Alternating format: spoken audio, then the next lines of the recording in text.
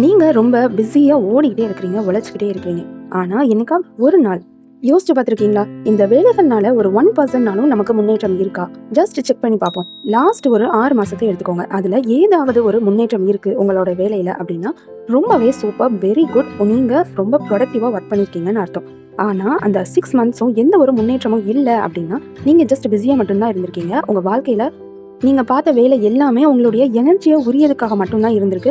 அதுல பிரயோஜனமே இல்லை. ஒரு ஆச்சரியமான உண்மை என்னன்னா, வாழ்க்கையில எல்லாருமே ஒரு 60% நேரத்தை வேஸ்டா தான் செலவு செய்யறாங்க. ஆனா அது வேஸ்டா போகுதுன்னு உங்களுக்கே தெரியாது. இப்போ உள்ள காலத்துல போன் அப்படிங்கிறது ரொம்ப ரொம்ப முக்கியமானது. அது உங்க நேரத்தை திருடுது அப்படிங்கிறது எல்லாருக்கும் தெரியும். ஆனா அதுல டைமா மாத்திக்க முடியாது. சில பேரால அதுல இருந்து மீண்டு கூட வர முடியாது.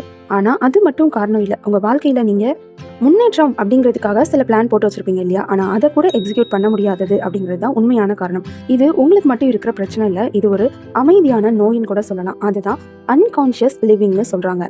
நீங்க என்ன பிளான் போட்டு அதை இன்னும் செய்யாம இருக்கிறீங்க? கமெண்ட்ல சொல்லுங்க. வீடியோ பார்த்துக்கிட்டே நம்ம சேனலை சப்ஸ்கிரைப் பண்ணிக்கோங்க. இந்த வீடியோ முடியறதுக்குள்ள உங்க வாழ்க்கையவே முழுசா கண்ட்ரோல் பண்ணக்கூடிய சில டெக்னிக்ஸை ஈஸியா கத்துப்பீங்க. ஒரு மனுஷன் ஆவரேஜா 70 வருஷம் வாழ்றான் அப்படின்னா அதை 4 பங்கா பிரிக்கலாம்.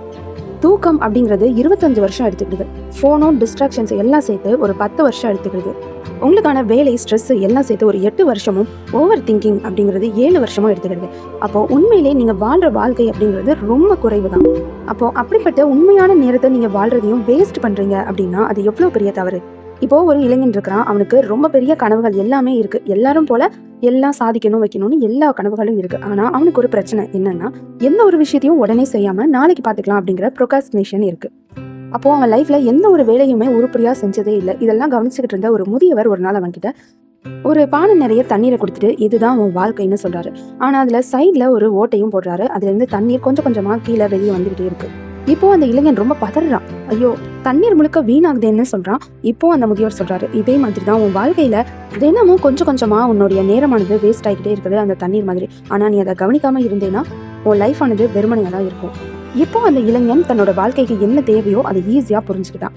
அப்போ அந்த சின்ன சின்னதா அந்த தண்ணீர் மாதிரி நம்மளுடைய வாழ்க்கையிலும் அந்த டைம் ஆனது வேஸ்ட் ஆகிட்டே இருக்குது.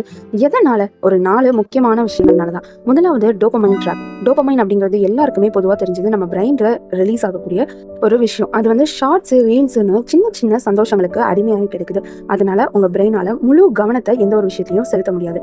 இரண்டாவது, ஓவர் திங்கிங் லூப். ஏதோ ஒரு விஷயத்த செய்ய ஸ்டார்ட் பண்ணணும்னு நினைக்கும் போது சில சிந்தனைகள் வந்து உங்களை தடுக்க ஆரம்பிக்குது, அதுவும் நெகட்டிவா. மூணாவது, நோ கிளியர் டைரக்ஷன். உங்களுக்கான ஒரு அச்சீவ்மெண்ட், எந்த ஒரு கோல் அப்படிங்கிறத கரெக்டா டிசைட் பண்ணி வச்சுக்கோங்க. போகிற இடம் தெரிஞ்சாதான் உங்களுக்கான பாதையும் சரியா இருக்கும். நாலாவது, ரொம்ப ரொம்ப முக்கியம், லோ எனர்ஜி லைஃப் ஸ்டைல். உங்களுக்கு தேவையான சரியான தூக்கமும் வேணும். உங்க பாடியை ரொம்பவும் ஹெல்த்தியா வச்சுக்கிட எக்ஸசைஸ், யோகா, மெடிடேஷன் இது எல்லாமே ரொம்ப தேவை. அப்போ நம்ம லைஃப் இப்படிப்பட்ட பிரச்சனைகள் நிறைய இருக்கு. இதுல இருந்து எப்படி மீண்டு வரலாம்? இந்த சிம்பிளான 5 விஷயம் உங்களுக்கு சொல்லிக் கொடுக்கும். முதலாவது, 1 hour ரூல். தினமும் ஒரு நாளைக்கு 1 hour ஃபோன் இல்லாம இருந்து பாருங்க. அது உங்க வாழ்க்கையை ரீசெட் பண்ண யூஸ் ஆகும். இரண்டாவது, டீப் ஒர்க் மெத்தட். இது சில ரிசர்ச்சர்ஸ் மூலம் கண்டுபிடிச்சது. 90 மினிட்ஸ் டீப் ஒர்க், எந்த ஒரு டிஸ்ட்ராக்ஷன்ஸும் இல்லாம உங்களுடைய ஒர்க்ல மட்டும் ஃபோக்கஸா வேலை பார்த்தா போதும். மூணாவது, 3 டாஸ்க் ரூல். ஒரு நாளைக்கு 3 முக்கியமான விஷயங்களை மட்டும் எழுதி அந்த வேலைக்கு மட்டும் உங்க மைண்டை ஃபோக்கஸ் பண்ணுங்க. நாலாவது, டோபமைன் டிடாக்ஸ். ஒரு நாள் முழுக்க சோஷியல் மீடியா பக்கமே போகாம நீங்க இருந்து பார்க்கணும். அது உங்க பிரெயினை ரீசெட் பண்ணும். அஞ்சாவது, நைட் ரிஃப்ளெக்ஷன். தினமும் நைட்டு உங்களுடைய அச்சீவ்மெண்ட்காக என்ன புதுசா ட்ரை பண்ணீங்க அப்படிங்கறத பத்தி எழுதுங்க. எந்த ஒரு பெரிய மாற்றமும் வேண்டாம். நீங்க தினமும் செய்யற சின்ன சின்ன பழக்கங்கள் தான் உங்களுக்கு பெரிய மாற்றத்தை கொடுக்க போகுது.